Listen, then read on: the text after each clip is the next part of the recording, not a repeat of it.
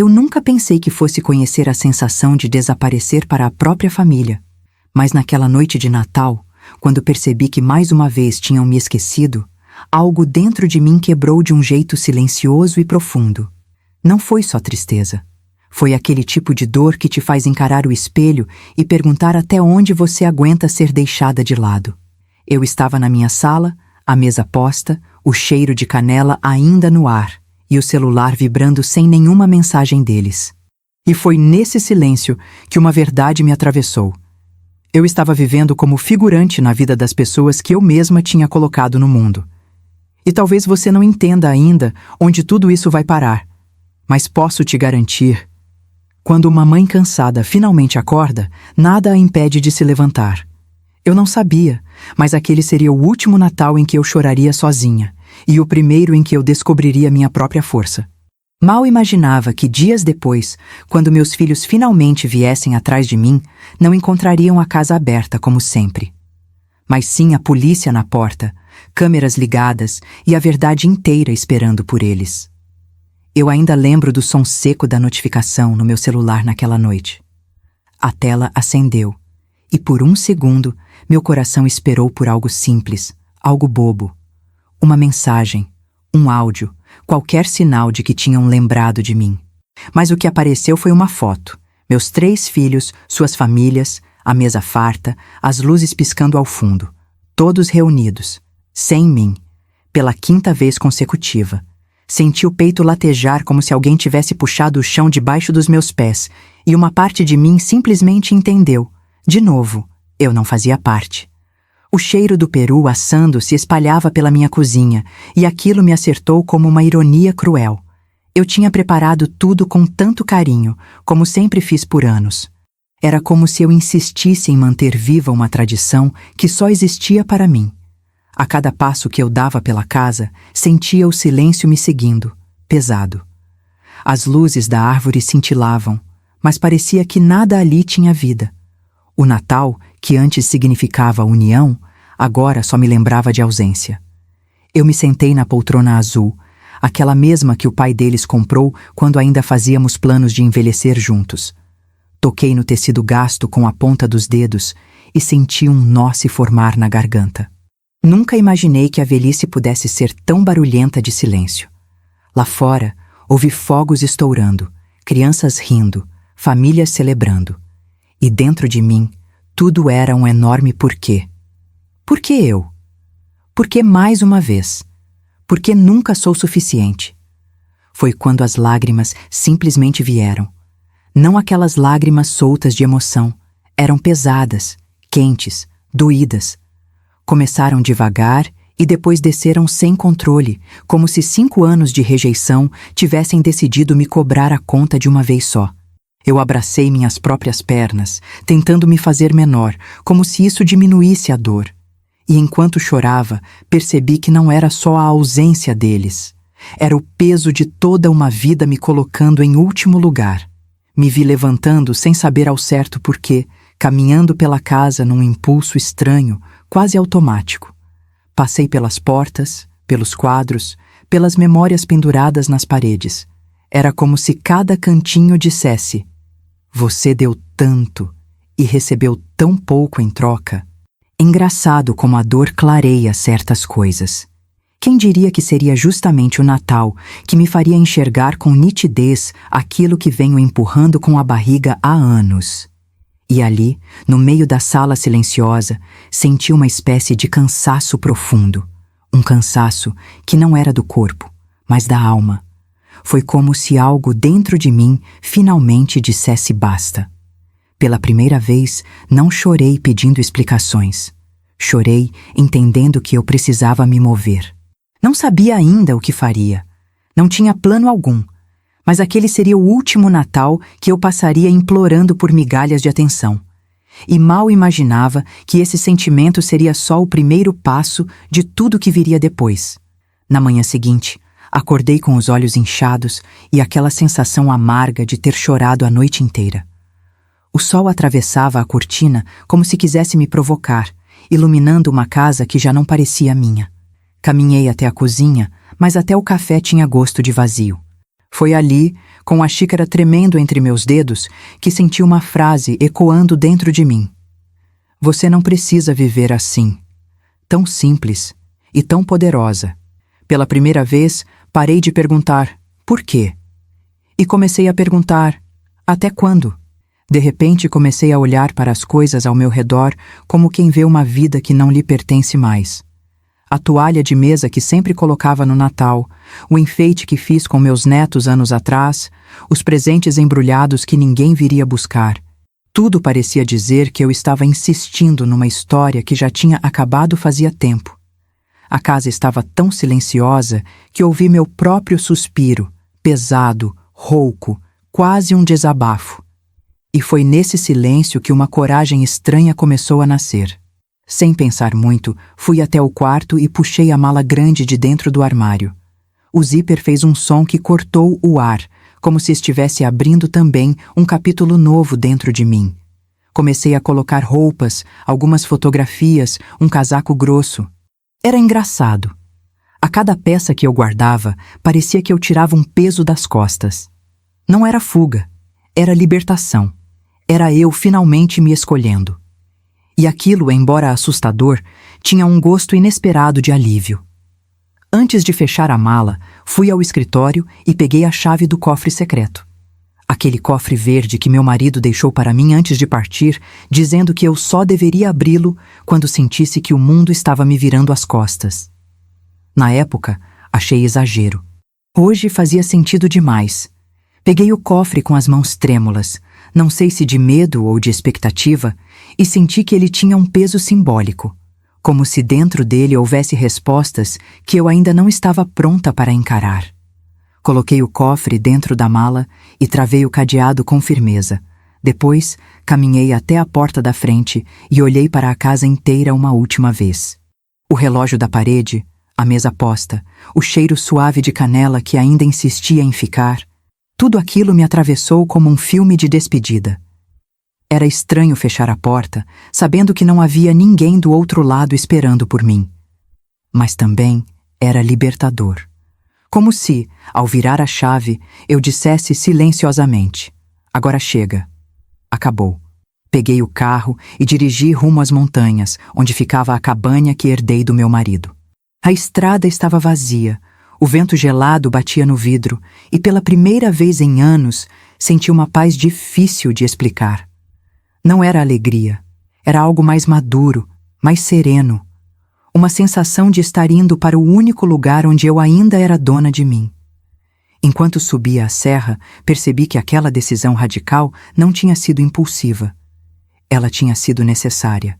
E mal sabia eu que, dentro daquela cabana, a verdade inteira me aguardava. Assim que cheguei à cabana, senti aquele cheiro familiar de madeira envelhecida misturado com o aroma frio da serra. Era o tipo de cheiro que parece abraçar a gente por dentro, como se dissesse: você está segura aqui.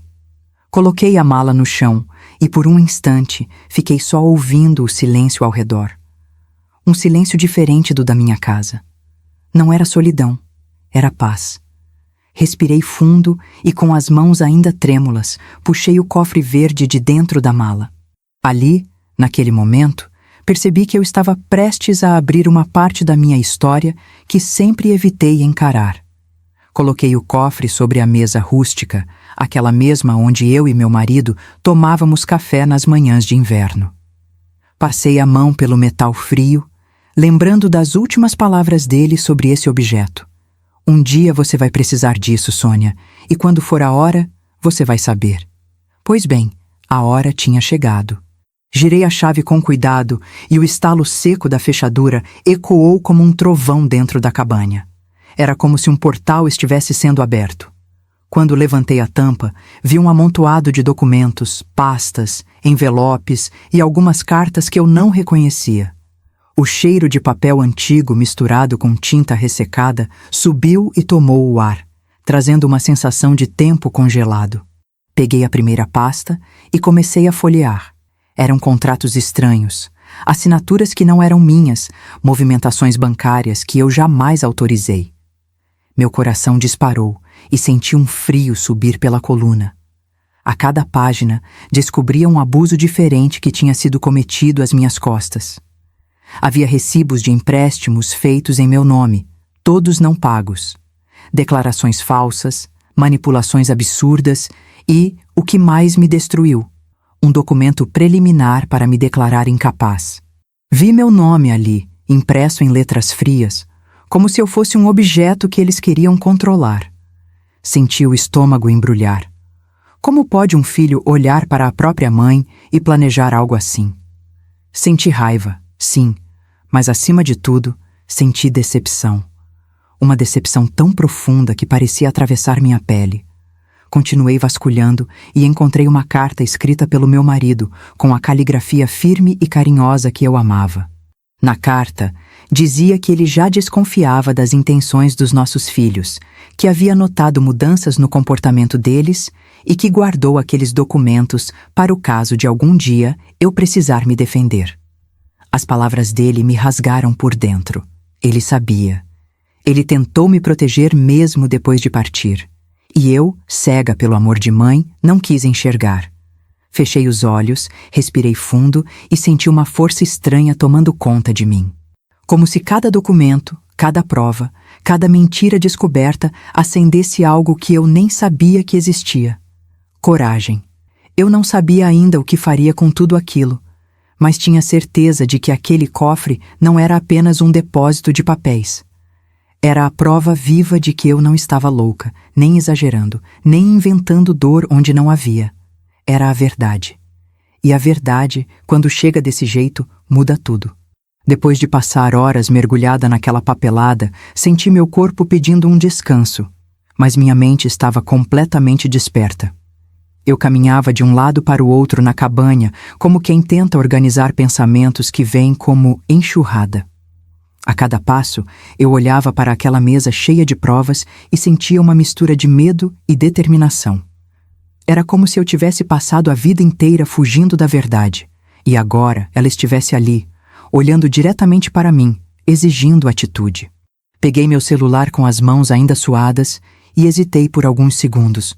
O nome, Mendoza, advogado, estava salvo ali há anos, mas eu nunca tive coragem de ligar. Sempre achei que resolveria tudo sozinha, que família era para ser conversada, não judicializada. Mas naquele momento, eu soube que não era mais uma questão emocional. Era uma questão de sobrevivência. Apertei o botão de chamada e senti meu coração acelerar enquanto o telefone chamava. Quando ele atendeu, ouvi aquela voz firme e calma que sempre me transmitiu confiança. Expliquei tudo de uma vez só, quase sem respirar, como se tivesse medo de perder a coragem se fizesse pausas. Ele ficou em silêncio por um instante, e eu até achei que a ligação tinha caído. Mas então ouvi. Sônia, já passou da hora de você se proteger. Aquela frase caiu sobre mim como um abraço e um empurrão ao mesmo tempo. Pela primeira vez, alguém estava reconhecendo a gravidade daquilo que eu vivia. Marcamos uma reunião urgente para o dia seguinte, e quando desliguei, senti minhas pernas ficarem bambas. Sentei na cadeira, olhando para o nada, tentando absorver o que havia acabado de fazer. Era como se eu tivesse cruzado uma fronteira invisível, um limite que durante anos eu prometi a mim mesma que não ultrapassaria. Mas também senti algo novo, um pequeno fio de esperança. Uma fagulha que dizia que talvez, só talvez, eu ainda tivesse algum controle sobre minha própria história.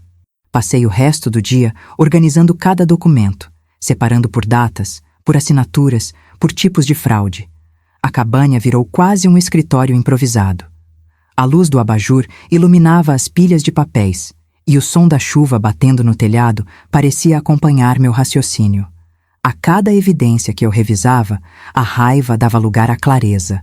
Eu não estava exagerando, não estava imaginando coisas. Estava sendo usada, manipulada, descartada, e finalmente eu tinha provas. Quando fechei a última pasta, já era madrugada. O vento forte fazia as árvores balançarem lá fora, como se a própria montanha estivesse testemunhando minha decisão. Encostei as duas mãos na mesa, respirei fundo e senti algo que não sentia havia muito tempo. Poder. Não poder sobre os outros, mas sobre mim mesma. Ali, naquele instante, entendi que o primeiro passo para a justiça não começa no tribunal.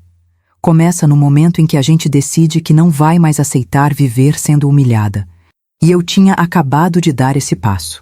Na manhã seguinte, o barulho do carro de Mendoza subindo a estradinha de terra ecoou pela montanha. Eu o recebi na porta, ainda com o coração acelerado pelas descobertas da véspera. Ele entrou na cabanha com aquele olhar analítico, observando cada detalhe como quem já prevê o que será necessário. Coloquei sobre a mesa todas as pastas organizadas e, ao ver a quantidade de documentos, ele soltou um longo suspiro, não de incredulidade, mas de confirmação. Ele sabia que aquilo seria grande. Enquanto conversávamos, ele me explicou que para qualquer ação judicial ter força, seria essencial registrar o comportamento dos meus filhos. Não eram apenas papéis. Era o padrão de abuso, manipulação e pressão. Ele disse algo que me marcou. Sônia, a justiça gosta da verdade, mas precisa de provas vivas. E foi então que mencionou a ideia das câmeras. Confesso que de início senti um frio na barriga. Gravar minha própria família? Era como admitir que não havia mais confiança alguma. Mas a verdade é que já não havia mesmo. Pouco tempo depois, o técnico contratado por Mendoza chegou com uma maleta cheia de equipamentos. A cabanha, tão simples e acolhedora, virou quase um set de filmagem improvisado. Eu observava tudo em silêncio, enquanto ele instalava câmeras nas entradas, na sala e até em alguns pontos camuflados. O clique das ferramentas e o piscar das luzes de teste pareciam marcar o começo de uma nova fase. Uma fase em que eu finalmente deixava de ser vítima silenciosa. Enquanto o técnico trabalhava, Mendoza me orientava com calma sobre como agir quando meus filhos aparecessem. Ele dizia que eles viriam, não por saudade, não por arrependimento, mas por interesse. As mensagens insistentes que eu já estava recebendo eram prova disso. Não responda, não provoque, apenas esteja pronta. Eu anotava tudo num caderno, como quem se prepara para uma prova difícil. E no fundo, eu sabia que aquela instrução seria indispensável.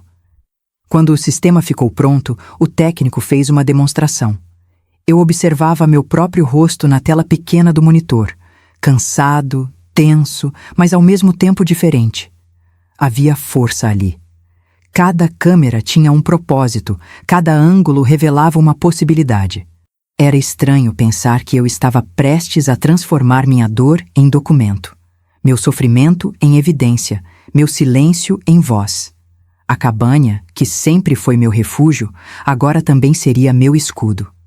Quando Mendoza foi embora, caminhei pela sala iluminada apenas pela lareira e pelas luzes discretas das câmeras.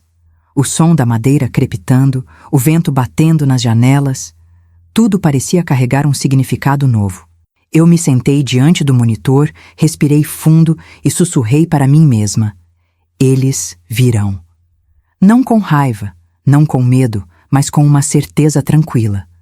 Porque agora, pela primeira vez, eu estava preparada. E o plano estava apenas começando a tomar forma.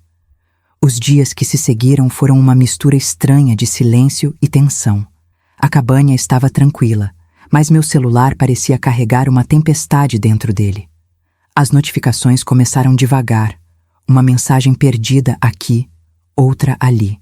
Mas conforme as horas passavam, o tom mudava.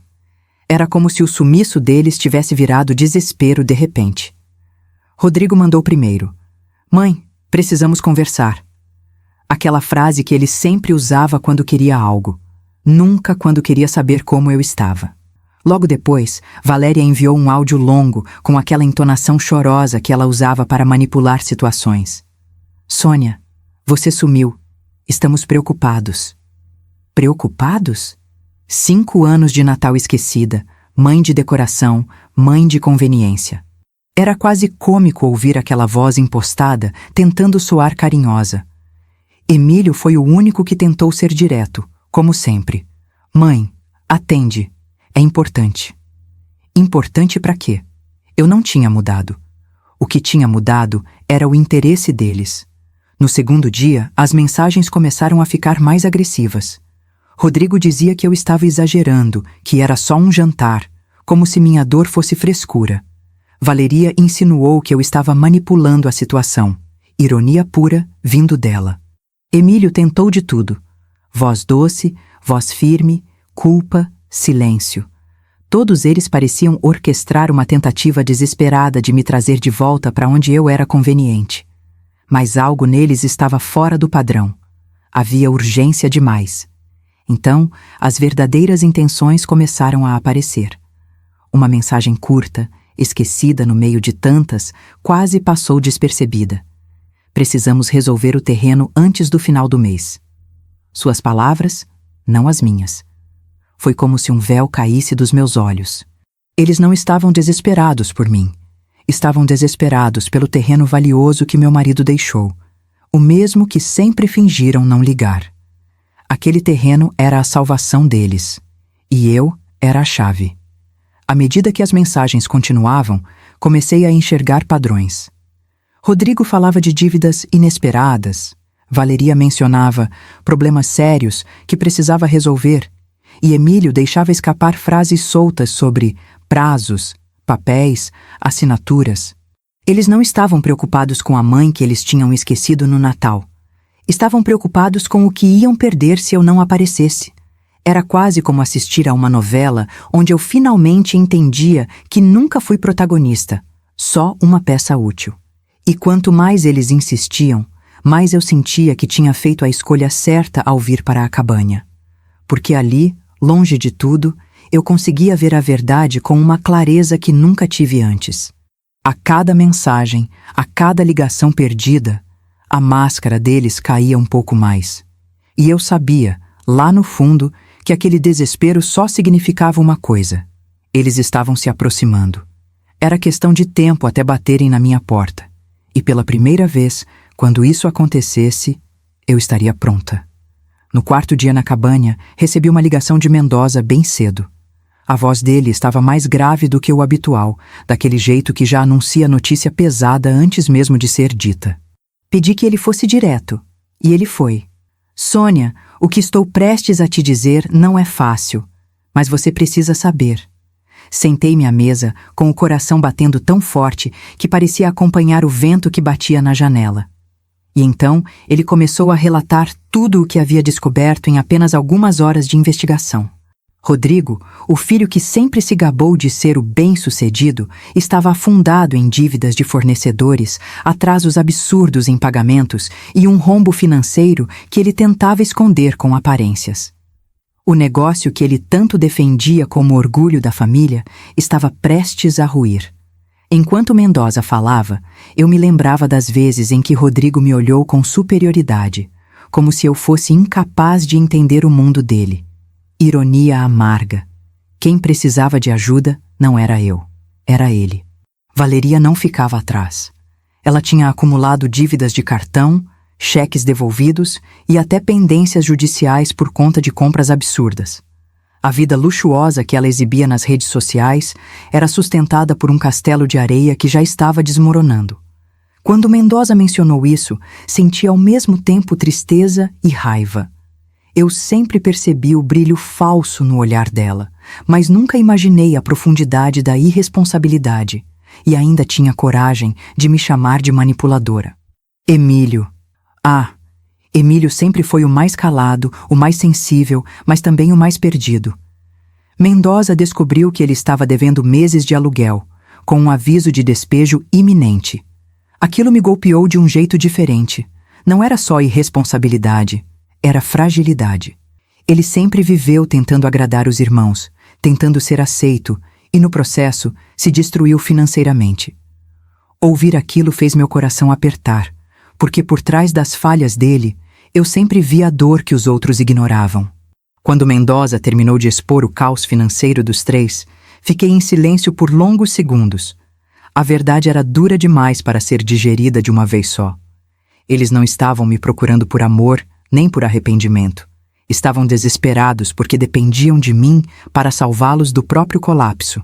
E pela primeira vez, eu enxerguei tudo com clareza. Não era eu quem precisava deles. Eram eles que precisavam de mim, mas pelos motivos errados. A ferida doía, mas a lucidez era libertadora. Fechei os olhos, respirei fundo e deixei o peso daquelas informações assentar dentro de mim. A ruína deles não era responsabilidade minha. E mesmo assim, estava prestes a cair sobre meus ombros se eu permitisse. Mas agora eu tinha as provas, tinha a verdade e, principalmente, tinha a coragem que faltou por anos. E enquanto olhava pela janela, a neblina cobrindo a montanha, senti que o próximo passo estava se aproximando rápido. Porque quanto pior ficava a situação deles, mais cedo viriam atrás de mim. A manhã estava estranhamente silenciosa quando tudo começou. O céu, carregado de nuvens pesadas, parecia anunciar algo, como se até a montanha soubesse que aquele dia não seria comum. Eu estava preparando um chá quente quando ouvi o som de pneus esmagando a gravilha da estrada estreita. Meu coração deu um salto no peito. Era um daqueles sons que a gente reconhece antes mesmo de ver. Caminhei devagar até a janela, a xícara tremendo na minha mão, e lá estavam eles: Rodrigo, Valéria e Emílio, descendo do carro apressados, como se tivessem direitos sobre aquele lugar. Meu estômago revirou ao vê-los se aproximando da porta, cada um com uma expressão diferente. Rodrigo parecia irritado, movido pela arrogância habitual. Valéria vinha com aquela postura ensaiada de vítima, ajeitando o cabelo como se estivesse se preparando para uma cena. Emílio parecia perdido, olhando para os lados, como se não soubesse onde se encaixava naquilo tudo. Respirei fundo e fechei os olhos por um segundo, lembrando das palavras de Mendoza. Sônia, mantenha a calma. Você está no controle. Quando eles bateram na porta, o som ecoou pela cabanha como um trovão, mas naquele instante eu não estava sozinha. Atrás de mim, já posicionados, estavam o policial designado para acompanhar o caso e Mendoza, com sua pasta firme nas mãos. As câmeras já estavam gravando, discretas, silenciosas, mas presentes. Eu senti a coragem subir pela minha coluna como um calor intenso. Não era mais a mãe invisível implorando por atenção. Era uma mulher pronta para encarar a própria história. Abri a porta devagar, e a reação deles foi quase cinematográfica. Rodrigo deu um passo para trás, surpreso ao ver o policial. Valeria ficou pálida, os lábios tremendo como se tivesse levado um tapa invisível. Emílio olhou para mim com um misto de culpa e constrangimento que quase me partiu o coração. Mas eu não podia me deixar levar por emoção naquele momento. O silêncio deles valia mais do que qualquer desculpa. Era o silêncio da verdade finalmente os alcançando. O policial deu as instruções básicas, pedindo calma e deixando claro que tudo estava sendo registrado. Mendoza tomou a palavra com sua firmeza profissional, explicando que eu havia solicitado proteção, que havia provas, que aquele encontro não era uma reunião familiar. Era um ato legal. Rodrigo tentou interromper, claro, sempre tentando dominar a situação, mas a presença do policial o reduziu ao silêncio. Pela primeira vez em muito tempo, vi meus filhos sem poder sobre mim. Enquanto eles entravam na cabanha, cada um carregando o seu próprio colapso interno, eu senti algo que há anos não sentia. Força. Não a força barulhenta de quem quer vencer, mas a força tranquila de quem finalmente entendeu que não precisa mais se curvar. Era apenas o começo do confronto e eu sabia que ainda viria tempestade. Mas naquele exato segundo, eu percebi que a mulher que eles sempre subestimaram estava ali, de pé, e que eles não estavam prontos para o que veriam a seguir. Assim que eles entraram na cabanha, senti o ar mudar. Era como se todo o passado estivesse ali também, pairando sobre nós. Os natais esquecidos, as ligações ignoradas, as desculpas repetidas, a frieza que me transformou em espectadora da minha própria família. Rodrigo cruzou os braços, tentando manter a postura de superioridade, enquanto Valéria ajeitava o casaco como se o problema fosse apenas desconforto físico. Emílio, como sempre, parecia menor do que realmente era, encolhido por dentro. Eu me mantive de pé, respirando devagar, lembrando de quem eu era antes de ter medo deles. Mendoza abriu a pasta devagar, com aquele jeito meticuloso que eu já conhecia.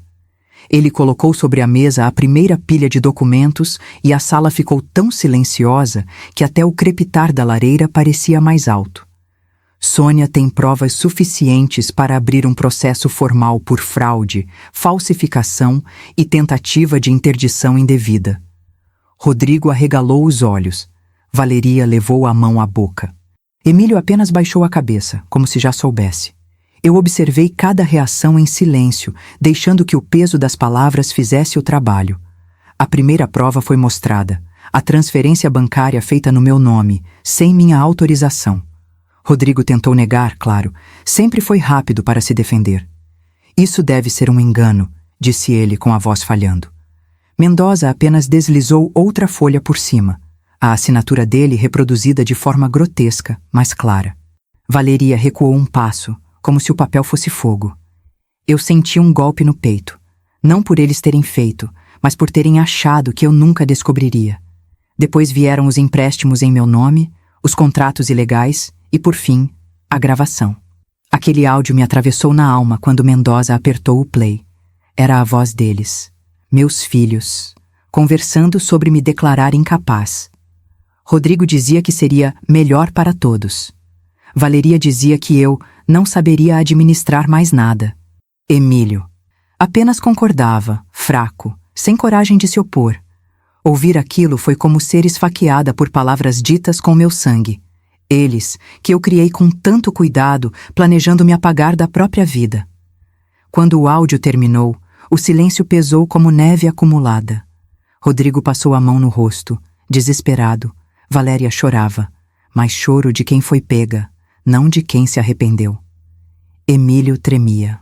Eu me aproximei deles devagar, sentindo cada passo como se estivesse caminhando sobre cacos de vidro. Vocês realmente achavam que eu não perceberia? Achavam que eu viveria para sempre como sombra de vocês? Minha voz não saiu alta. Saiu calma. E aquela calma doeu neles mais do que qualquer grito. Nenhum deles soube responder. Porque naquele momento, a verdade estava tão clara que não havia espaço para desculpas prontas ou discursos decorados. Eles estavam diante da mulher que sempre subestimaram. E, principalmente, diante das consequências do que fizeram. A confrontação não era sobre raiva. Era sobre revelação. E, embora eu sentisse meu coração apertar, eu sabia que ainda não tínhamos chegado ao pior. O pior viria quando cada um deles tivesse que encarar o próprio reflexo. Assim que a verdade tomou corpo na sala, senti que algo dentro deles começou a rachar. Foi quase visível, como quando uma parede antiga finalmente revela as trincas que sempre estiveram ali. Rodrigo foi o primeiro a explodir, não em desculpas, mas em nervosismo. Começou a andar de um lado para o outro, esfregando o rosto com força, murmurando que era pressão demais, que não era culpa dele, que eu estava exagerando tudo. Era o desespero tentando se vestir de justificativa. Mas eu já não comprava aquela fantasia. Valeria, por sua vez, desabou de um jeito teatral, mas não por falsidade, por choque. As lágrimas escorriam pesadas, borrando a maquiagem perfeita que ela sempre usava para esconder fragilidades. Eu não queria que chegasse a esse ponto, repetia sem parar. Mas a verdade é que ela queria sim. Enquanto fosse conveniente, enquanto parecesse que sairia impune. Pela primeira vez, ela precisou encarar a própria responsabilidade sem maquiagem emocional. E aquilo a despedaçou. Emílio? Emílio foi o que mais me feriu. Ele não gritou, não se justificou, não correu. Apenas se encolheu na cadeira, com o rosto enterrado nas mãos. O corpo dele tremia de um jeito que eu jamais tinha visto. Quando finalmente levantou o olhar, os olhos estavam vermelhos, inchados, cheios de um arrependimento profundo. Mãe, eu não sabia como dizer não. Eu não queria perder meus irmãos. A voz dele saiu fraca, como se cada palavra fosse arrancada de dentro. E aquilo me cortou, porque eu sempre vi esse menino tentando sobreviver entre dois furacões. No meio daquela explosão emocional, meus netos, que tinham vindo no carro com eles, apareceram na porta da sala, assustados. A mais nova me chamou baixinho. Vovó? O som da voz dela me atingiu como uma flecha no peito. Eles não tinham culpa de nada daquilo.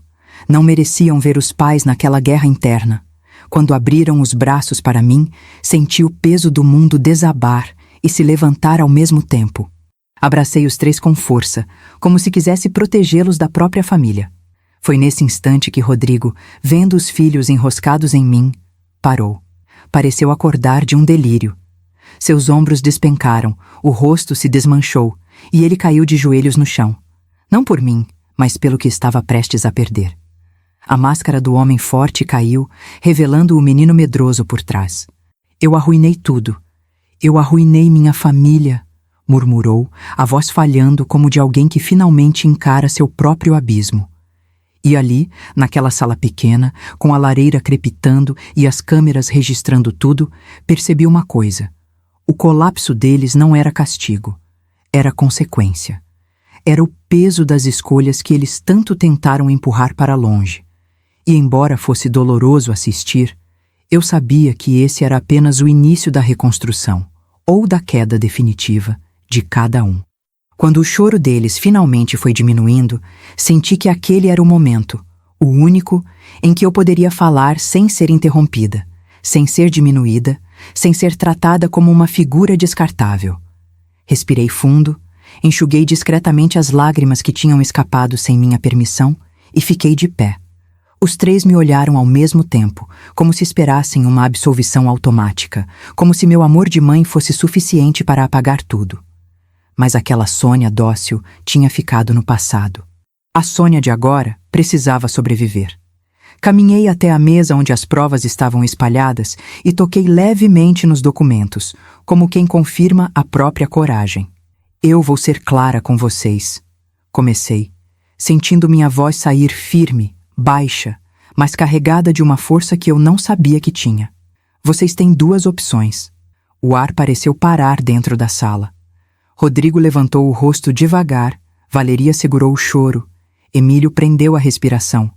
E ali, naquele silêncio, eu disse a frase que mudou tudo. Ou vocês enfrentam a justiça, ou fazemos um acordo familiar. Expliquei cada ponto com calma, sem pressa, como quem dita regras de um novo mundo. A primeira condição era devolver todo o dinheiro que tinham tomado, cada centavo, sem desculpas, sem espertezas. A segunda era a mais difícil para eles. 3 anos de afastamento total. Nada de visitas, nada de pedidos, nada de manipulação emocional. 3 anos para reconstruírem a vida e se reconstruírem como seres humanos. Eu precisava desse tempo para me curar do que eles fizeram. Valeria, trêmula, perguntou num fio de voz: "Você quer ficar longe da gente?" Eu a encarei com uma sinceridade que doeu em mim mesma. Eu quero ficar longe de quem vocês se tornaram. As palavras cortaram o ar como lâmina. Rodrigo baixou os olhos, esmagado. Emílio começou a chorar de novo. Mas eu continuei. A terceira condição era terapia obrigatória. Todos. Sem exceções. Não apenas porque precisávamos de cura, mas porque já estava claro que eles se perderam de si mesmos muito antes de tentarem me destruir. A quarta condição foi a que mais os abalou. A perda total da herança. A herança que, por anos, foi tratada como prêmio, como direito, como garantia. Vocês não vão receber nada que seu pai deixou. Falei, sentindo meu coração tremer. Ele deixou aquilo para quem soubesse honrar. E vocês precisam primeiro aprender o que é honra. Rodrigo abriu a boca para falar, mas, ao olhar para o policial e para Mendoza, recuou. Dessa vez, ele entendeu que não havia mais terreno para discussões vazias. Por fim, acrescentei um último ponto. Tudo seria formalizado por escrito, com assinaturas, testemunhas, gravação e acompanhamento legal. Sem brechas, sem jeitinhos, sem voltas. Eu não podia confiar na palavra deles, mas podia confiar na lei. Quando terminei de falar, o silêncio caiu pesado, quase doloroso. Eles não estavam apenas ouvindo condições. Estavam ouvindo as consequências do que fizeram com a própria mãe. E eu sabia que, dali em diante, nada mais seria como antes, para eles, e nem para mim. Depois que expus todas as condições, o ambiente na cabana ficou denso. como se o ar tivesse engrossado. Parecia que até o estalar da lenha na lareira preferia permanecer em silêncio. Rodrigo passou as mãos nos cabelos várias vezes, respirando fundo, como se estivesse tentando encontrar alguma brecha, alguma saída que não existia mais.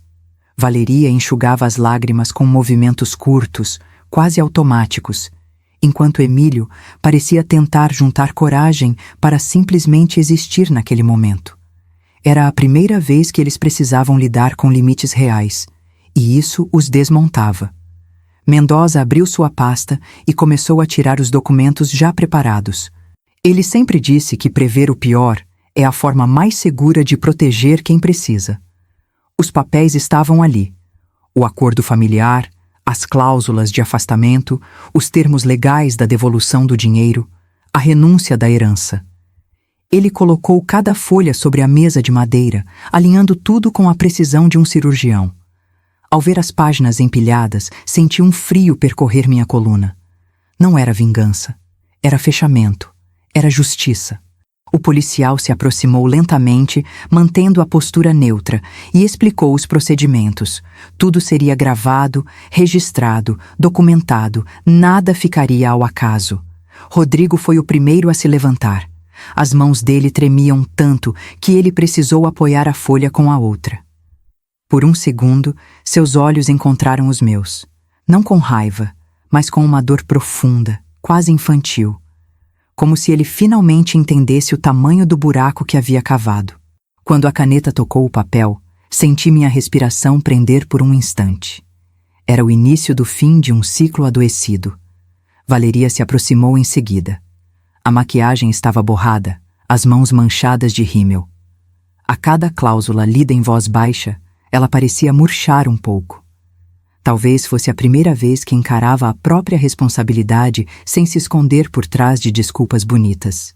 Ela assinou devagar, com um soluço preso na garganta, e a cada letra escrita eu sentia que ela estava deixando cair as máscaras que sustentou por anos.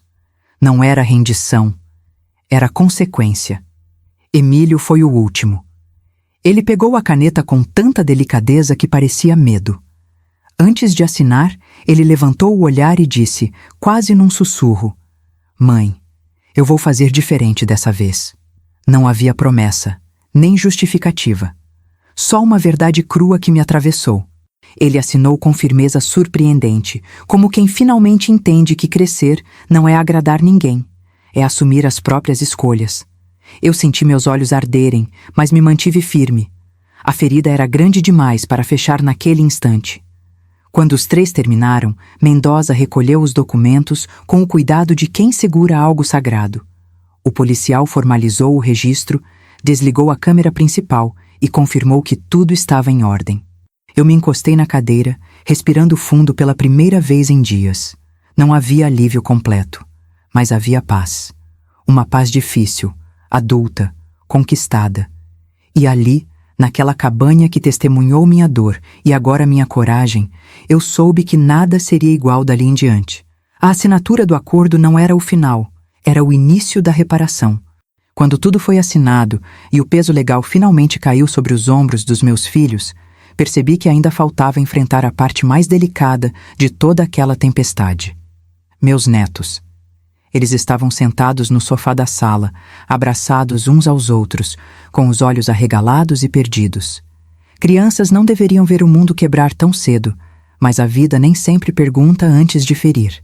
Caminhei até eles devagar, com o coração encolhido, sentindo cada passo como se estivesse caminhando em terreno sagrado. A menor, com seus olhos cheios de pureza, segurou minha mão como se tivesse medo de eu desaparecer de novo. "Vovó, você tá brava com a gente também?" Essa pergunta, tão inocente, me atravessou como faca. Ajoelhei-me diante deles e segurei seus rostinhos com cuidado. "Nunca", respondi com a voz embargada. "Vocês nunca tiveram culpa de nada. Nunca." As palavras saíram como promessa e alívio ao mesmo tempo. Eles precisavam ouvir, e eu precisava dizer. Rodrigo, Valeria e Emílio observavam de longe, cada um carregando uma mistura de culpa e vergonha. Talvez pela primeira vez, entenderam o tamanho do estrago que suas escolhas causaram, não só a mim, mas aos próprios filhos. A dor estampada no rosto daquelas crianças era a prova mais cruel de tudo. Eliseu, o mais velho, me abraçou forte, tão forte que parecia pedir perdão pelo pai sem dizer palavra alguma. E naquele abraço senti a inocência deles pedindo espaço para continuar existindo, apesar do caos ao redor. Eu me sentei no sofá e eles vieram todos para perto, como se estivessem tentando se esconder dentro do meu colo. O mais novo encostou a cabeça no meu ombro e disse baixinho: "A gente não quer ficar longe de você, vovó." Meu coração se partiu, mas ao mesmo tempo se fortaleceu. Porque se tem algo que eu aprendi naquela cabanha, é que amor verdadeiro não precisa de condição, precisa de proteção. E eu protegeria esses pequenos de qualquer forma, mesmo que isso significasse enfrentar meus próprios filhos. Respirei fundo e deixei claro diante da polícia de Mendoza e principalmente dos pais deles: as crianças não têm nada a ver com isso. Meu afastamento é de vocês, não deles. Vi Rodrigo engolir seco, Valéria começar a chorar de novo e Emílio balançar a cabeça com gratidão silenciosa. Eu sabia que permitir esse vínculo seria um desafio, que exigiria limites firmes e vigilância constante. Mas eu jamais puniria inocentes pelo pecado dos adultos. Isso eu não faria. Não mais. Enquanto os pequenos continuavam me abraçando, senti algo suavizar dentro de mim. A vida tinha arrancado muito, mas não tinha levado tudo. Os laços que realmente importavam permaneciam ali, vivos, pulsantes, verdadeiros. E naquele instante percebi algo que mudou minha perspectiva. Meu amor por meus netos era a ponte que impediria minha alma de endurecer por completo. Eles seriam minha alegria nos dias difíceis, e eu seria o porto seguro deles, enquanto o mundo ao redor se ajustava às consequências das escolhas de seus pais. Os dias após a assinatura do acordo foram silenciosos para mim, mas devastadores para Rodrigo. Eu acompanhava tudo à distância, com o coração apertado, mas consciente de que aquela dor era fruto das escolhas que ele mesmo havia plantado. Mendoza me atualizava sobre o andamento das devoluções e das investigações paralelas, e cada notícia parecia empurrar Rodrigo mais para o fundo do poço. Seu negócio, que já estava respirando por aparelhos, finalmente desabou. Fornecedores romperam contratos, clientes desistiram, e as dívidas bateram à porta como lobos famintos. Foi triste de ver, mas inevitável. A casa dele, aquela mesma onde eu nunca era bem-vinda, também não resistiu. Hipotecada até o pescoço, acabou indo a leilão. Quando soube da notícia, me sentei em silêncio na varanda da cabanha, olhando para as montanhas, e senti uma mistura estranha de tristeza e alívio. Tristeza pelo meu filho, alívio por finalmente enxergar com clareza que eu não era a causa dos problemas dele. Eu fui a âncora que ele tentou usar para flutuar enquanto destruía a própria vida. A âncora não afunda o barco afunda porque não sabe navegar. Mas o golpe mais duro ainda estava por vir. Valeria, depois de ver a falência iminente, simplesmente o deixou. Foi embora com mala, maquiagem e silêncio. Não houve discussão, não houve lágrimas, não houve luta. Apenas abandonou o casamento como quem fecha a porta de um quarto onde não quer voltar. E apesar de tudo o que ela fez, aquilo me abalou. Rodrigo sempre se mostrou forte, inabalável. Mas no fundo, eu sabia que parte da arrogância dele era um castelo construído para esconder sua insegurança. E agora, sem trabalho, sem casa e sem esposa, o castelo inteiro ruiu. Mendoza me contou que encontrou Rodrigo sentado no meio da sala vazia, a luz apagada, o olhar perdido. Quando ouvi isso, senti uma fisgada forte no peito. A gente pode ser mãe ferida, mas ainda é mãe. Ainda reconhece o choro de um filho, mesmo quando ele tenta escondê-lo atrás de silêncio.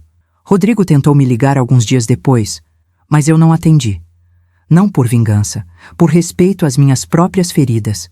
Eu precisava seguir as regras que eu mesma coloquei. Precisávamos do afastamento para que cada um encarasse sua própria sombra. Ele acabou mudando para um pequeno quarto alugado, simples, apertado, distante de tudo o que ele um dia mostrou como símbolo de sucesso. As fotos que os netos me enviaram, escondidos, mostravam um homem cansado, sem brilho, tentando juntar peças que ele mesmo quebrou. E apesar da dor, havia algo de necessário naquele processo. Rodrigo sempre achou que dinheiro, poder e aparência eram suficientes para sustentá-lo. Agora, sem nada disso, ele teria que aprender o que realmente sustenta alguém: caráter, humildade, responsabilidade e amor verdadeiro. Enquanto eu observava tudo acontecer de longe, entendia algo que talvez eu nunca tivesse aceitado antes. Às vezes, o amor mais duro é o único capaz de salvar. Rodrigo precisaria cair para finalmente entender onde estava pisando. E embora fosse devastador assistir, eu sabia que a queda dele não era o fim. Era, na verdade, a única chance que ele teria para realmente começar. Depois da queda financeira de Rodrigo, eu imaginei que Valeria fosse seguir o próprio caminho e aceitar as consequências que também recaíam sobre ela. Mas subestimei a capacidade dela de tentar escapar da responsabilidade.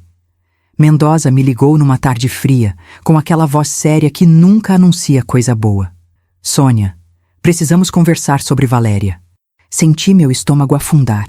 Ele respirou fundo e disse: ela está tentando anular o acordo. Por um instante, senti um calor subir pelo rosto, não de raiva, mas de incredulidade. Como alguém, depois de tudo, ainda tenta enganar a própria verdade. Segundo Mendoza, Valéria tinha procurado 2 testemunhas que estiveram próximas ao caso, oferecendo dinheiro em troca de depoimentos falsos. A intenção era simples: dizer que eu havia sido manipulada, que estava emocionalmente incapaz de assinar qualquer coisa e que o acordo era inválido. Era quase irônico. Depois de tentar me declarar incapaz, agora ela usava a mesma tática para se salvar. A audácia dela era assustadora e triste. Eu já tinha sido ferida por ela antes, mas perceber que a mentira ainda era sua primeira língua, isso me atingiu de um jeito diferente. Foi quando algo inesperado aconteceu. Meus netos mais velhos descobriram o que a mãe estava tentando fazer. Eles encontraram conversas no celular dela, ouviram áudios escondidos e, em segredo, vieram até mim contando tudo. Chegaram nervosos, olhando para a porta como se Valeria fosse aparecer a qualquer momento. Vovó, a mamãe tá mentindo, ela tá tentando enganar o juiz, disseram com aquela mistura de medo e coragem que só crianças feridas conseguem carregar.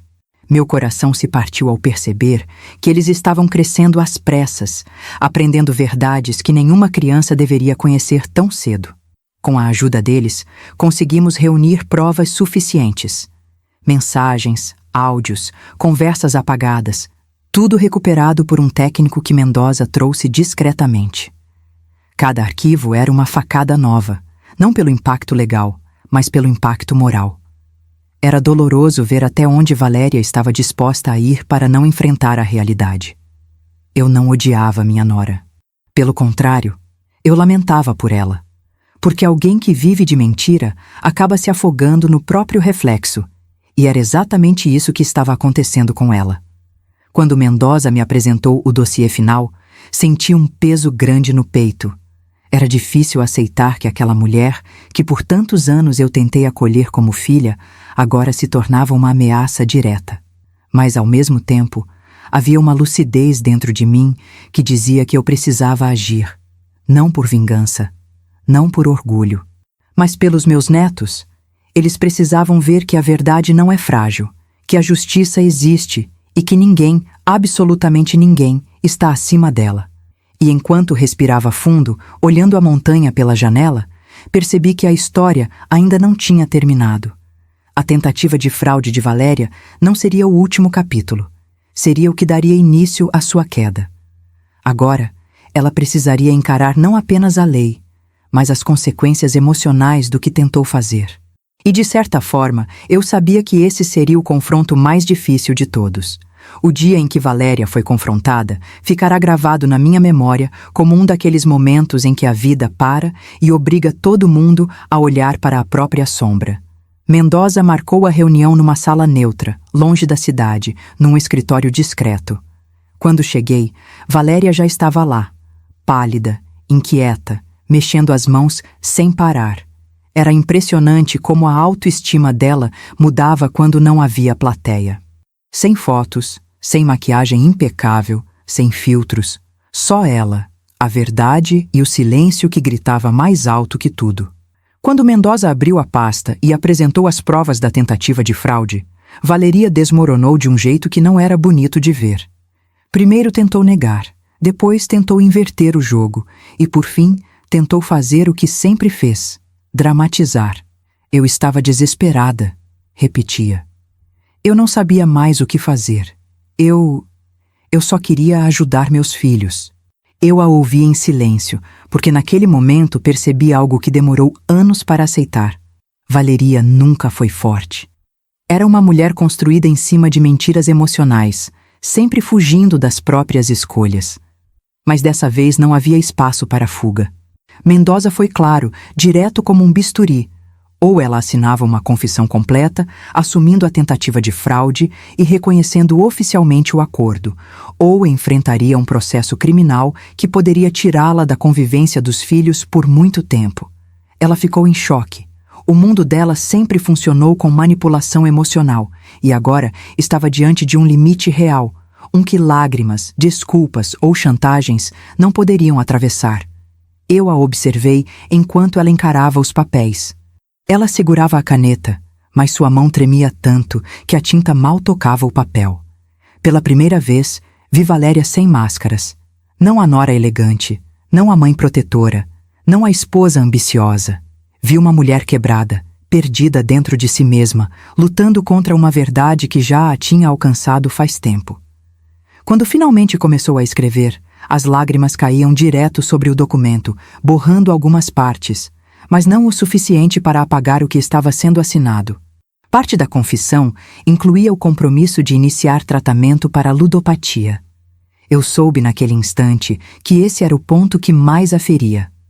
Valeria sempre viveu fugindo de suas compulsões, escondendo dívidas atrás de sorrisos bonitos e fotos perfeitas. Admitir aquilo era como rasgar a própria imagem, mas era necessário. Por ela, pelos filhos e para que o círculo vicioso finalmente fosse rompido. A cada frase que ela lia em voz baixa, eu percebia que um pedaço da mentira que ela carregou por anos ia se desfazendo. Quando ela assinou a última linha, houve um silêncio tão profundo que parecia que o mundo tinha prendido a respiração. Ela colocou a caneta sobre a mesa, levou as mãos ao rosto e chorou. Não de raiva, nem de manipulação, mas de exaustão. E eu senti algo estranho. Não alegria, não alívio, mas compaixão. Não por tudo que ela fez, mas pelo que ela finalmente reconheceu. A confissão obrigatória não era apenas um documento. Era o primeiro passo de Valeria rumo a uma verdade que ela evitou por anos. E, de certa forma, um passo para que todos nós pudéssemos respirar de novo. Entre todos os meus filhos, Emílio sempre foi o mais silencioso, o mais sensível, aquele que carregava suas dores como quem tenta esconder uma ferida aberta debaixo da camisa. Depois da assinatura do acordo, ele desapareceu por alguns dias. Não para fugir, mas para pensar. Pela primeira vez, vi nele um silêncio diferente. Não aquele silêncio de submissão ou de medo dos irmãos, mas um silêncio de quem começa a enxergar que precisa mudar de verdade. Quando Mendoza me disse que Emílio tinha procurado ajuda terapêutica por conta própria, senti meu coração amolecer. Era a primeira escolha madura que ele fazia em muito tempo. Os encontros semanais dele com a psicóloga começaram de forma tímida. Segundo ele mesmo me contou depois, nas primeiras sessões ele mal conseguia falar. Ficava ali, sentado, encarando o chão, tentando entender como tinha chegado tão fundo sem perceber. Aos poucos, começou a desfiar os nós que o prendiam, a culpa por nunca se impor, o medo constante de ser rejeitado, o hábito de se esconder atrás das decisões dos irmãos para evitar responsabilidade. Ele carregava uma infância marcada por inseguranças, e a terapia começou a libertar um Emílio que nem ele conhecia. Mas não foi só isso. Emílio também buscou Daniel, o único amigo que nunca o abandonou, mesmo quando ele se afastou por vergonha de sua própria vida. Daniel o acolheu sem julgamentos, oferecendo o sofá, o ombro e o silêncio confortável que só quem ama de verdade sabe dar. Aos poucos, Emílio encontrou um lugar onde podia ser autêntico, sem comparação, sem pressão, sem a necessidade de provar nada a ninguém. Eu sempre gostei de Daniel. Havia nele algo firme, estável, quase terapêutico. E agora, ele estava sendo a base que meu filho precisava. Com o tempo, Emílio começou a organizar sua vida financeira, assumindo cada dívida que havia acumulado. Procurou o proprietário do apartamento onde morava e renegociou os meses atrasados com humildade e disciplina. Aceitou 2 trabalhos temporários, acordando cedo, chegando tarde, mas sempre com um brilho novo no olhar. Um brilho que dizia: eu estou tentando. E tentar, naquele momento, já era uma vitória gigantesca. Pela primeira vez, ele caminhava por esforço próprio. Ele também começou a se distanciar das dinâmicas destrutivas dos irmãos. Rodrigo sempre exerceu uma influência enorme sobre ele, enquanto Valéria usava a fragilidade dele como ferramenta emocional. Mas agora, Emílio estava aprendendo a dizer não. Um não, firme, simples, necessário. Cada vez que ele se posicionava, um pedacinho da insegurança caía. Cada vez que ele assumia uma tarefa sozinho, sua autoestima crescia. A transformação não foi repentina. Foi construída tijolo por tijolo, com paciência e coragem. Quando finalmente me visitou, respeitando os limites do acordo, eu quase não o reconheci. Seus olhos estavam mais serenos, seu corpo mais ereto, sua voz mais cheia. Ele me abraçou como não fazia há anos, um abraço verdadeiro, daqueles que seguram, que dizem sem falar: eu estou voltando a ser eu. E enquanto eu sentia seu cheiro misturado com o perfume suave da montanha, entendi que Emílio não estava apenas mudando. Ele estava renascendo, e dessa vez, por vontade própria. Rodrigo sempre foi o filho que caminhou como se o mundo fosse um palco montado especialmente para ele. Ele falava com imponência, tomava decisões como um general e carregava consigo aquela certeza arrogante de que nunca cairia. Por isso, quando tudo desabou ao mesmo tempo, o negócio, a casa, o casamento, a queda foi tão violenta que até eu, de longe, senti o impacto. Não era apenas perda financeira, era uma implosão interna. A ruína dele não veio devagar. Veio como uma avalanche emocional que arrastou tudo o que ele fingia controlar. Segundo Mendoza, Rodrigo passou semanas oscilando entre silêncio absoluto e explosões de raiva. Não sabia para onde ir, não sabia o que fazer, não sabia quem era sem o sucesso que sempre exibiu como armadura. Ele dormia mal, comia pouco e vivia rondando os próprios erros como quem tenta entender onde exatamente a vida havia rachado. Quando os filhos foram visitá-lo naquele pequeno quarto alugado, encontraram um homem irreconhecível, cansado, desarrumado, com os olhos fundos. Pela primeira vez, o gigante tinha encolhido. Foi então que veio o baque que o quebrou por completo.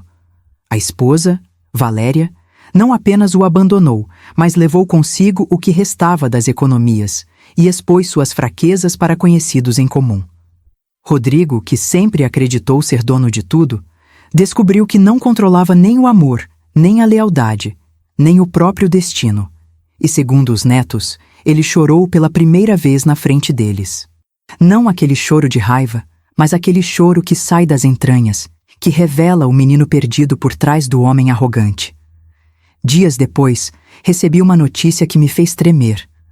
Rodrigo estava indo para a cabanha, não para me confrontar, não para descontar sua dor, mas para pedir ajuda.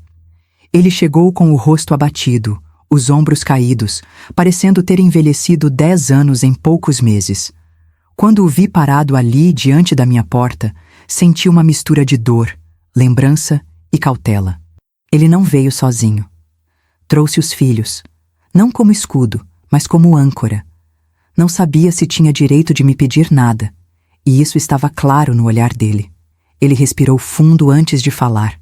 Mãe, eu cheguei no fundo, e não sei levantar sozinho. Cada palavra dele parecia um tijolo sendo retirado da muralha que sempre nos separou. Havia humildade, sim, mas havia desespero também. Aquele desespero que só aparece quando a gente finalmente encara o próprio reflexo sem filtro nenhum. Eu o ouvi calada, sentindo uma parte do meu coração despertar, não para restaurar o que foi destruído, mas para permitir que ele tentasse reconstruir algo novo. Naquele momento, estabeleci condições firmes, as mais difíceis que ele já ouviu. Trabalho pesado, terapia obrigatória, disciplina diária, afastamento emocional, até que demonstrasse mudança real. Ele não discutiu, não levantou o tom, não desviou o olhar. Apenas assentiu, como alguém que finalmente entende que precisa aprender a caminhar sem pisotear ninguém. Enquanto observava aquele homem abatido, percebi que tocar o fundo do poço não é o fim. É o primeiro passo para quem realmente quer subir. E Rodrigo, apesar de tudo, queria. Quando Rodrigo aceitou minhas condições, eu sabia que aquilo não significava mudança imediata. Transformação de verdade nunca acontece de um dia para o outro. Ela é lenta, desconfortável, às vezes dolorosa e quase sempre solitária. Por isso, quando ele começou a trabalhar no aserradeiro da vila, carregando troncos pesados e fazendo serviços que exigiam mais humildade do que força, percebi que algo nele estava diferente. Ele não reclamava, não se vitimizava, não tentava parecer maior do que era, apenas fazia, e fazer naquele momento já era um milagre. Os primeiros meses foram os mais difíceis.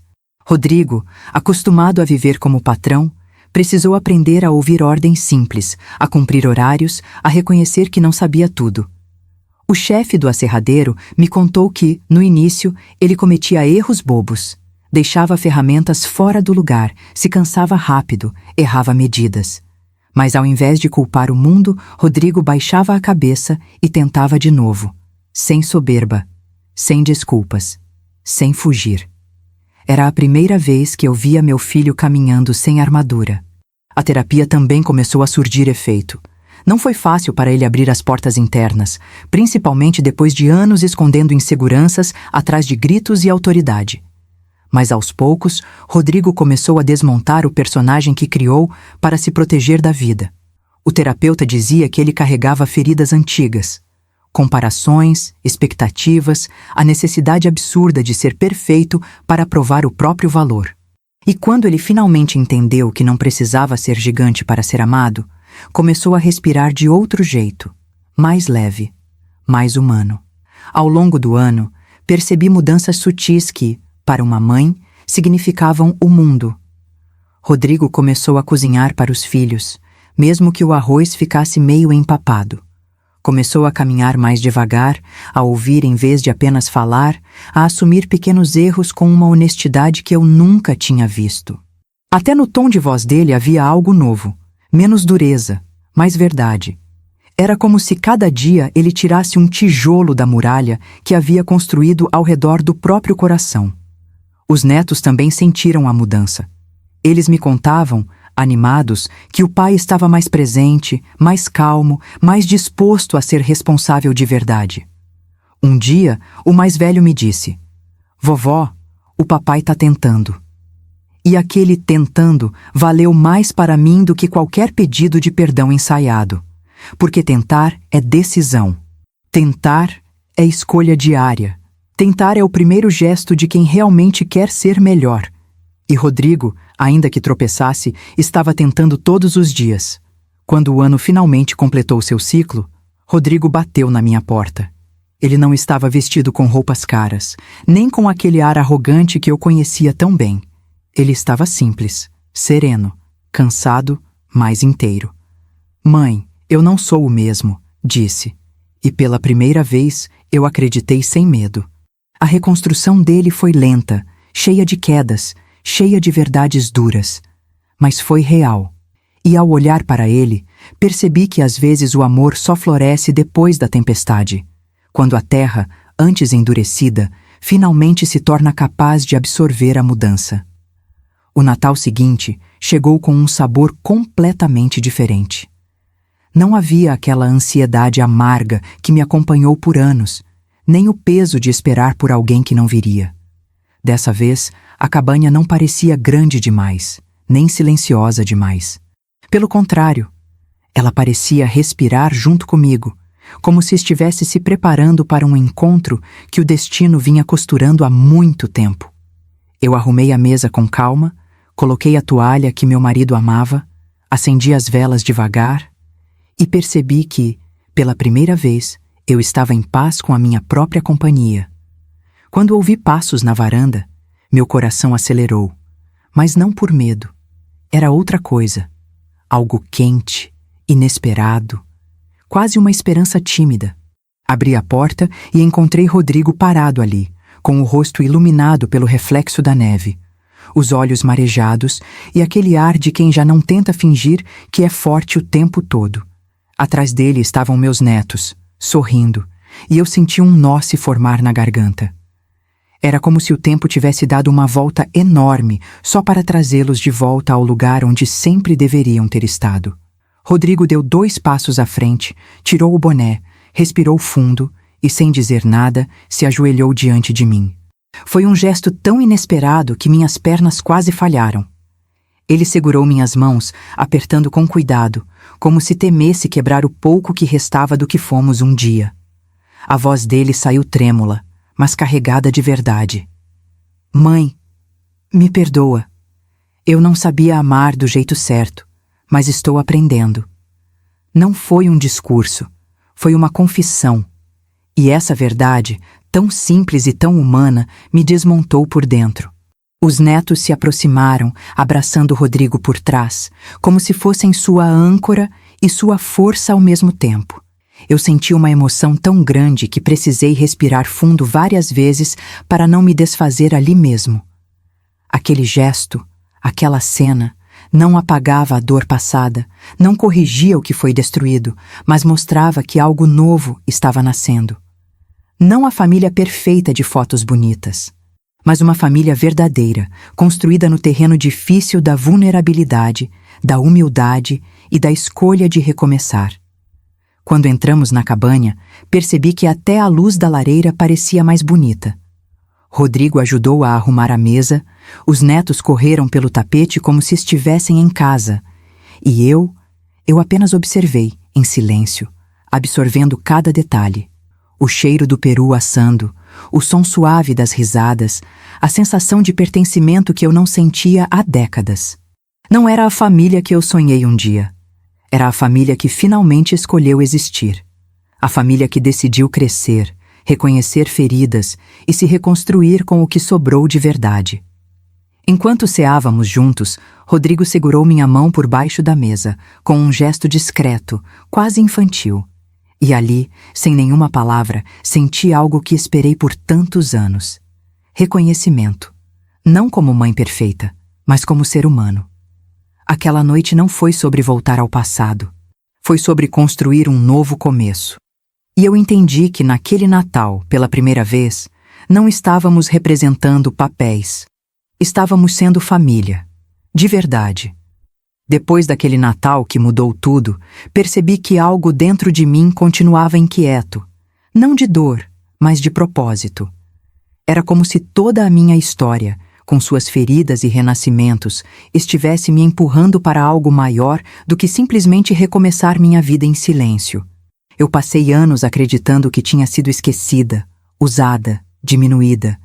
E só depois descobri que havia muitas mulheres vivendo o mesmo ciclo, sendo apagadas dentro da própria família. Uma dor silenciosa, escondida atrás de sorrisos que ninguém imagina.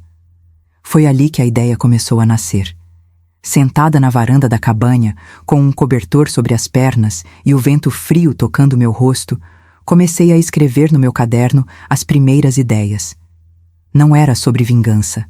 Era sobre apoio, sobre proteção. Sobre impedir que outra mulher chegasse ao fundo do poço achando que merecia estar ali. Foi assim que o nome surgiu quase sozinho. Fundação Luz da Serra, em homenagem ao que aquela montanha representou para mim. Um lugar onde a verdade finalmente me alcançou e onde encontrei força para renascer. Mendoza me ajudou a formalizar tudo. registro, estatuto, equipe jurídica, profissionais preparados para orientar mulheres idosas vítimas de abuso financeiro, emocional ou patrimonial. Quanto mais eu mergulhava nesse projeto, mais eu sentia meu coração pulsar diferente. Era como se cada parte da minha dor estivesse sendo transformada em ferramenta, como se eu estivesse devolvendo ao mundo uma força que um dia eu pensei que tinha perdido. A Fundação não era só uma instituição, era minha voz, minha história, minha reparação. Os primeiros casos começaram a chegar devagar.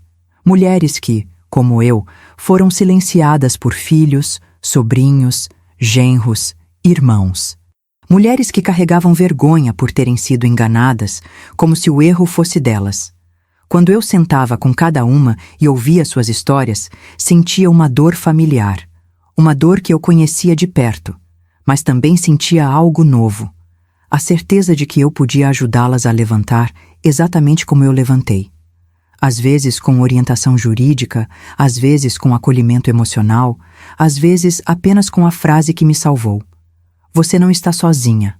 Decidi também direcionar minha herança para a Fundação e para os meus netos.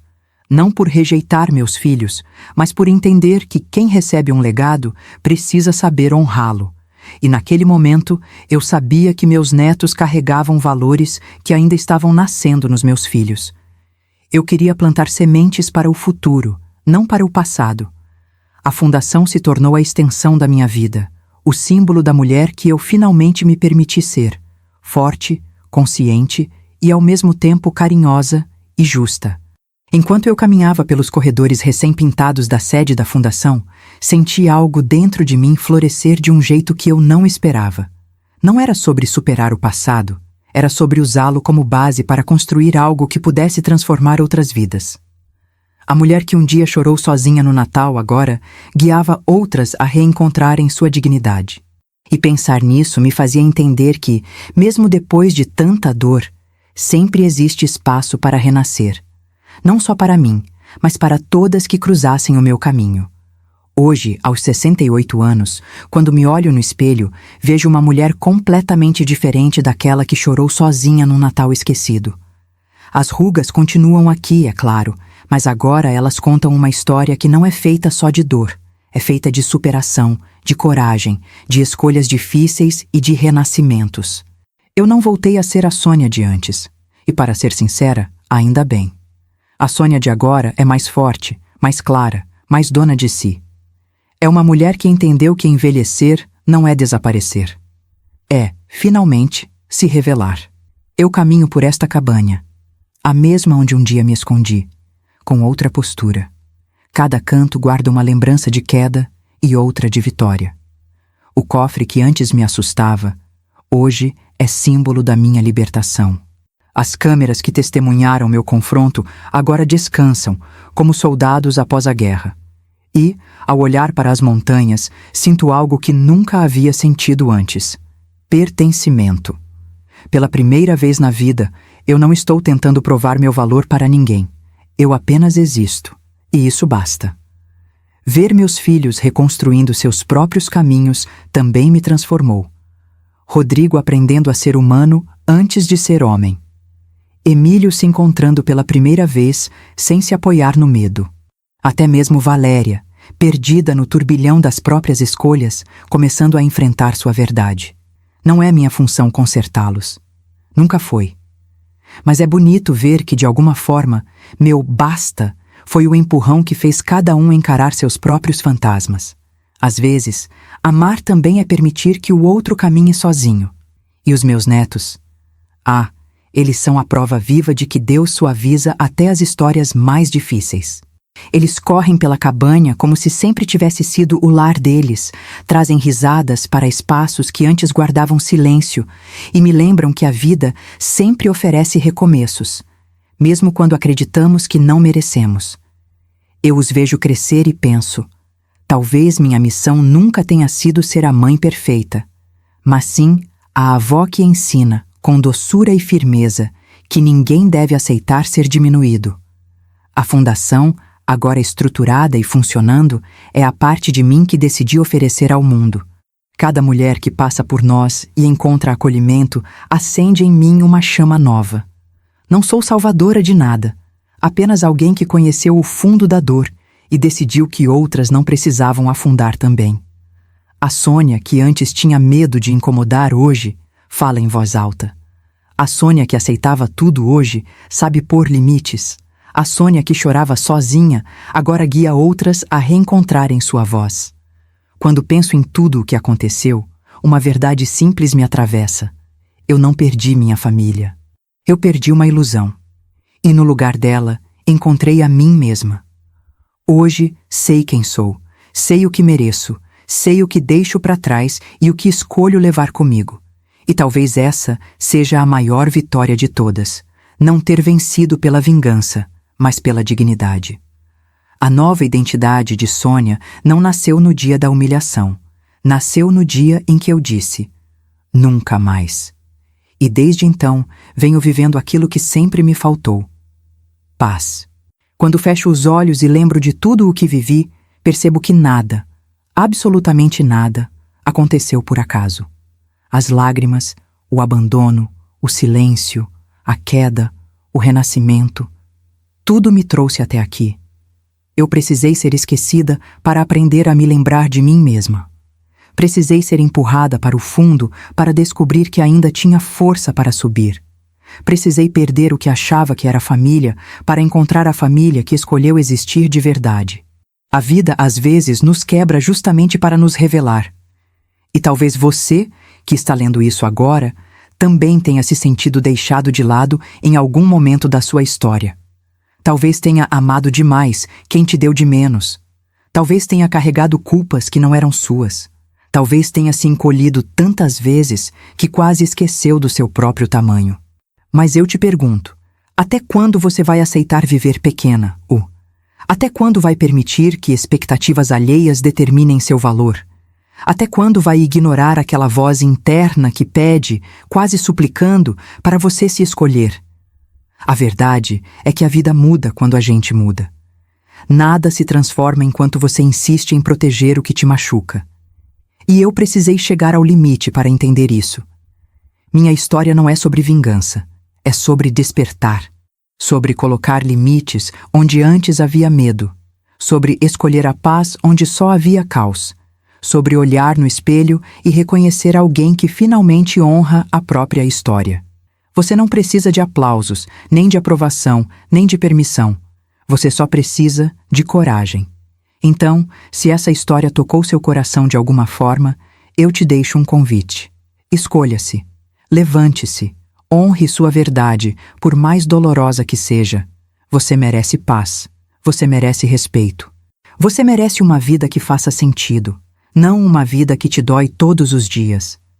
A pergunta que fica é: quando você vai começar a construir a sua própria identidade, assim como eu construí a minha? Se você chegou até aqui, eu te agradeço de coração. E te peço, inscreva-se no canal, ative as notificações e continue acompanhando histórias como esta. Histórias que curam, alertam, fortalecem e lembram você de que nunca, jamais está sozinha. Você vem comigo?